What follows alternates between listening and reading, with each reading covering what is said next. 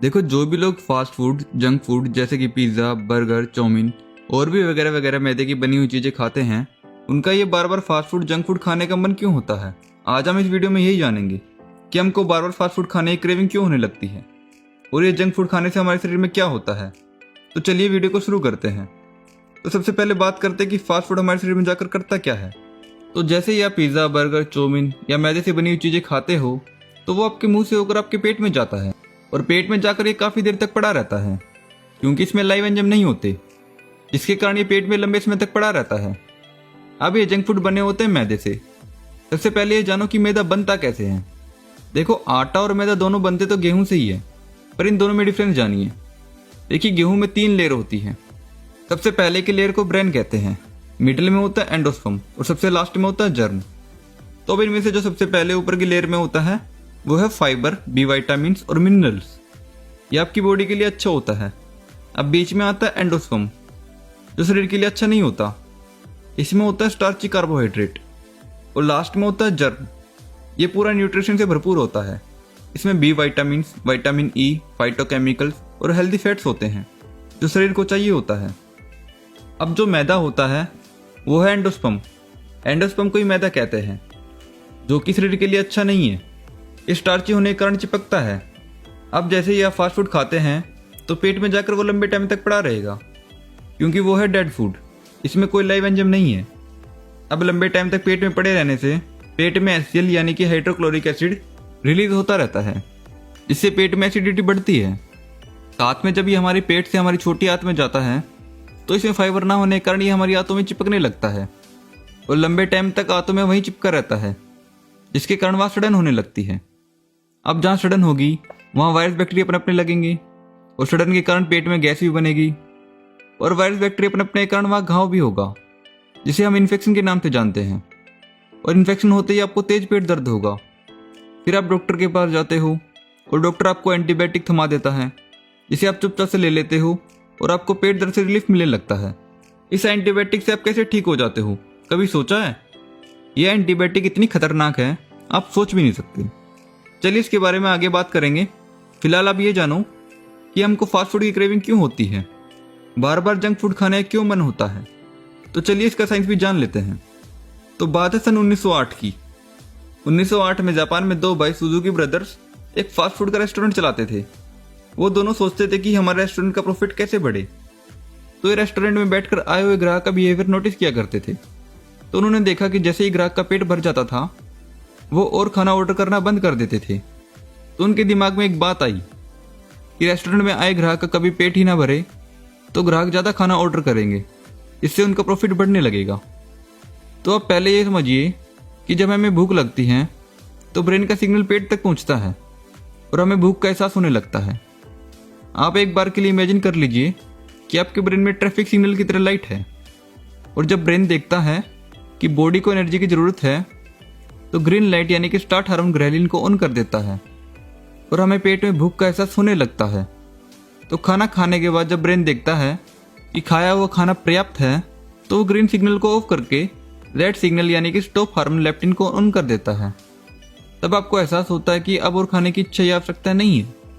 तो Suzuki brothers कुछ scientist से मिले और बोला कि आप कुछ ऐसा कर दो कि जो भी हमारे रेस्टोरेंट में ग्राहक खाने के लिए आए तो तब उनका ग्रीन सिग्नल हमेशा के लिए ऑन रहे और रेड सिग्नल हमेशा के लिए ऑफ हो जाए, ताकि उनको खाना खाने के बाद भी भूख लगती रहे, जिससे वो और खाना ऑर्डर करें और खाते रहे। तो साइंटिस्ट ने इनकी बात सुनने के बाद एक केमिकल को बनाया जिसका नाम है MSG यानी कि मोनोसोडियम ग्लूटामेट, और सुजुकी ब्रदर्स को समझाया कि बस ये अपने रेस्टोरेंट के खाने में मिला देना।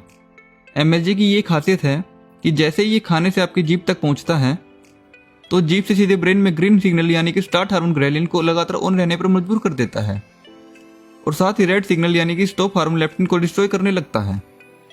इसका मतलब ये है कि आप जितना MSG वाला खाना खाएंगे तो उतना ही आपका ग्रीन सिग्नल ऑन रहेगा और रेड सिग्नल ऑफ, यानी कि खाने के बाद ही भूख लगती रहेगी। ऐसा लगातार कुछ सालों तक MSG मिले हुए फूड खाने से रेड सिग्नल यानी कि स्टॉप हार्मोन प्रक्रिया पूरी तरह से डैमेज हो जाती है और ऐसे बच्चे दिन भर खाना खाते ही रहते हैं और तब भी उनकी भूख नहीं मिटती। आपने कुछ ऐसे लोगों को देखा होगा कि जिनको खाना खाने के तुरंत बाद भी भूख लगने लगती है। देखो ये जितने फास्ट फूड हैं जैसे कि pizza, burger, chow mein, momos, French fries, लगभग सभी में एमएसजी होता है। एमएसजी आप मिट्टी में मिलाकर खाएंगे तो वो भी आपको टेस्टी लगेगा। अक्सर आपने देखा होगा कि जो जंक फूड मार्केट में मिलता है लाइक पिज़्ज़ा को आप अपने घर में बनाते हो तो रेस्टोरेंट वाला टेस्ट आपको नहीं आता। आपका बच्चा यही बोलेगा कि मम्मी आपके पिज़्ज़ा में वो स्वाद नहीं है जो रेस्टोरेंट के बने पिज़्ज़ा में है। ध्यान देने वाली बात यह है कि जो पिज़्ज़ा आपको रेस्टोरेंट में टेस्टी लगता है उसकी वजह है एमएसजी यानी कि मोनोसोडियम ग्लूटामेट। इसको आप खुद भी ट्राई करके देख सकते हैं। मार्केट से आप एमएसजी यानी कि मोनोसोडियम ग्लूटामेट खरीदिए, जिसे हिंदी में अजीनोमोटो कहते हैं। वो आप अपने खाने में मिलाकर खाइए, फिर आपको खुद ही पता चल जाएगा। एमएसजी जीभ के जरिए ब्रेन में अटैक करता है और एमएसजी आपकी नाक के माध्यम से भी आपके ब्रेन को हिट करता है। आपने कभी ध्यान भी दिया होगा कि आप किसी भी फास्ट फूड रेस्टोरेंट या जंक फूड के ठेले से गुजरते हैं तब आपको पिकोली सी स्मेल आती है और आपको एहसास होता है कि भूख लगी है, कुछ खा लिया जाए। और कभी कभी तो कुछ लोगों के मुंह में पानी तक आ जाता है। दरअसल ये एमएसजी का कमाल है। MSG leads to many kind of lifestyle diseases like diabetes, cardiovascular diseases, mental disorder, obesity etcetera. जब आप लगातार 2 से 4 साल तक फास्ट फूड का सेवन करते हैं तब बॉडी में कई प्रकार के मिनरल्स और विटामिन्स की डेफिशिएंसी हो जाती है। इससे कई सारे सिम्टम्स आने लगते हैं, जैसे बार बार बीमार पड़ना, हमेशा थका सा रहना, ओवरवेट होना, नींद का ना आना या फिर बहुत ही ज़्यादा नींद का आना, पढ़ाई में मन ना लगना एटसेट्रा। अब ऐसे में अगर आप डॉक्टर के पास जाते हैं तो डायग्नोस से पता चलता है कि कई सारे मिनरल्स और विटामिन्स की डेफिशिएंसी है और फिर आपको विटामिन्स और मिनरल्स की गोली के साथ में कई सारे हेल्थ के सप्लीमेंट लेने की सलाह दी जाती है। विटामिन्स और मिनरल्स को समझने के लिए एक प्रैक्टिकल एग्जाम्पल लेते हैं। मान लीजिए एक पेशेंट में विटामिन सी की कमी है और डॉक्टर उसको विटामिन सी की गोलियां देता है। देखो विटामिन सी के हाई इंटेक से कॉपर के एब्जॉर्प्शन पर सीधा प्रभाव पड़ता है, जिससे कॉपर डेफिशिएंसी हो सकता है। जबकि कॉपर की क्वांटिटी का सीधा कनेक्शन आयरन के मेटाबॉलिक यूटिलाइजेशन से है। कॉपर की डेफिशिएंसी से आयरन टॉक्सिसिटी बढ़ेगी और इसका effect vitamin B1, vitamin B2, vitamin B6 और विटामिन ई के साथ साथ कई सारे मिनरल्स के एब्जॉर्प्शन और यूटिलाइजेशन पर पड़ेगा। यानी कि एक ऐसा चेंज रिएक्शन जिससे बॉडी की बायोकेमिस्ट्री का बैलेंस पूरी तरह से बिगड़ जाएगा। इसलिए नेचर ने फलों और सब्जियों में एक ही तरह का विटामिन और मिनरल्स ना डालकर कई सारे विटामिन और मिनरल्स का एक ऐसा अनोखा बैलेंस बनाया है जो कि हमारी बॉडी के लिए जस्ट परफेक्ट है। कंक्लूजन ये निकलता है कि किसी भी विटामिन और मिनरल्स की डेफिशिएंसी को पूरा करने के लिए अगर आप विटामिन और मिनरल्स की टैबलेट ना लेकर खूब सारा फल और सब्जी खाएं तो उससे विटामिन मिनरल्स के बैलेंस को मेंटेन करते हुए required amount of vitamin body absorb कर लेगा। This is called the universal law of rebalancing. तो इतना तो आपको समझ में आ गया होगा। तो अब बात कर लेते हैं हमारे एंटीबायोटिक के बारे में, जो डॉक्टर्स हमको बात बात पर थमा देते हैं। ध्यान से सुनो, एंटीबायोटिक का मतलब क्या है। एंटीबायोटिक आपके शरीर में जो मौजूद बैक्टीरिया होते हैं उनको मारता है। जैसे ही आपने एंटीबायोटिक ली और पेट में बैक्टीरिया मर गए जिन्होंने पेट के अंदर घाव किया था, वो तो सही है कि वो बैक्टीरिया मर गए, पर साथ साथ हमारे शरीर के अंदर मौजूद गुड बैक्टीरिया भी मर गए। देखो, शरीर के अंदर गुड बैक्टीरिया और बैड बैक्टीरिया दोनों होते हैं और हमारे शरीर के हर सेल्स में 90% बैक्टीरिया होते हैं। मतलब हमारा पूरा शरीर ही बैक्टीरिया से बना है और इसी पर डिपेंड है। अब एंटीबायोटिक मेडिसिन को ये थोड़ी ना पता है कि ये अच्छे बैक्टीरिया है और दूसरे बैड बैक्टीरिया। वो ये थोड़ी ना आइडेंटिफाई करती है, वो तो दोनों बैक्टीरिया को खत्म करती है। देखो, शरीर में सारा खेल बैक्टीरिया का ही है। आपको उस टाइम तो लगता होगा कि आप ठीक हो गए, पर एंटीबायोटिक लेने से आपको बहुत बुरे परिणाम धीरे धीरे देखने को मिलते हैं। इससे आपका डाइजेशन पूरी तरह से खराब होने लगता है। आपको हमेशा पेट की समस्या सताएगी। अब आप बोलोगे कि फिर इसका सॉल्यूशन क्या है, तो चिंता मत कीजिए, इसका सॉल्यूशन मैं आगे बताऊंगा। पहले पूरा मैकेनिज्म तो जानो।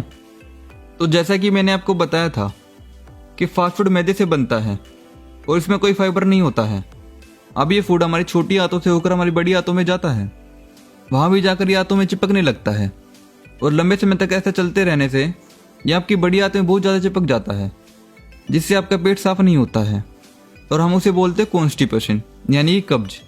अब ये रोज आंत में जाकर चिपकता रहेगा तो मोशन बाहर कैसे आएंगे, भले ही बाथरूम में घंटों तक बैठकर कितना ही जोर लगाते रहो। इसके बाद धीरे धीरे होने लगती है आपको पाइल्स यानी कि बवासीर। तो बवासीर में सबसे पहले होती है खूनी बवासीर, क्योंकि आंतों में मल बहुत ज़्यादा चिपका हुआ है और वो भी बहुत दिनों से।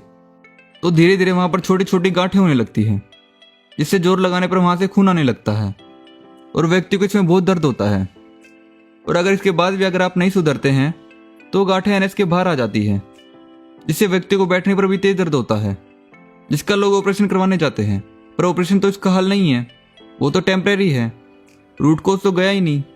रूट कोज तो आप सभी को पता है, जो भी मैंने इस वीडियो में बताया है कि कैसे बार बार बिना फाइबर की चीज़ें खाने से और बार बार मैदा खाने से ये सब हुआ।